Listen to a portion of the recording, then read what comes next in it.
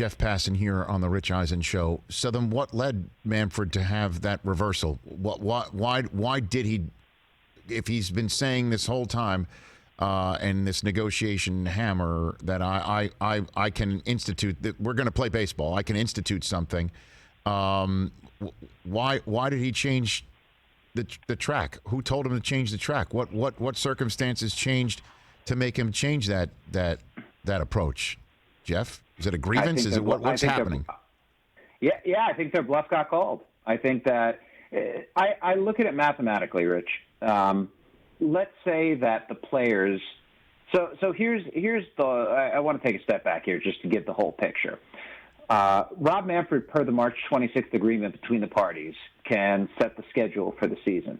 At the beginning of the month, we were told, Carl Ravitch and myself, about the league's willingness or desire to set a shorter schedule, which was in line with the idea that there are a number of powerful owners out there who want to play as few games as possible because MLB says that it's going to lose money when it plays games. So this guillotine of a 48 or 50 game schedule hung over baseball to the point where the MLBPA just got tired of the league repackaging a very similar offer 3 different times and saying, hey, we're improving, when in reality it wasn't getting anywhere close to the full prorated share that they wanted. So the MLBPA said, you know what, go ahead, set the season. We'll come and play. Just tell us when, just tell us where. Yeah. And when that happened, Rob Manfred said, well, if I set the season at a short schedule, then the duty that I have to play the fullest amount of games possible in a schedule as per that March 26th agreement is going to look extremely fishy because our last offer to the players was for 72 games. And if over the matter of, 3 days you go from 72 to 48, it's like, are you really trying to play the fullest game possible? Now, it's true, Rich, that there is a caveat to this play the fullest schedule possible, and that caveat includes health and safety concerns. That caveat includes economic feasibility.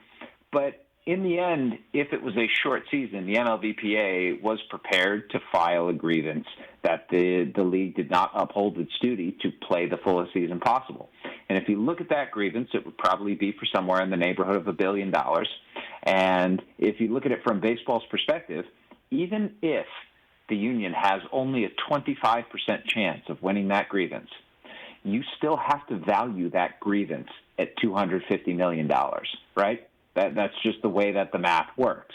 And the idea of having that $250 million liability right there, let alone the possibility of the $1 billion on top of that, is just too much, I think, for the owners to stomach at this point. And when they got their bluff called, the reaction from the league was to be, okay, well, you guys shut down conversations about reaching a negotiated agreement on a full season.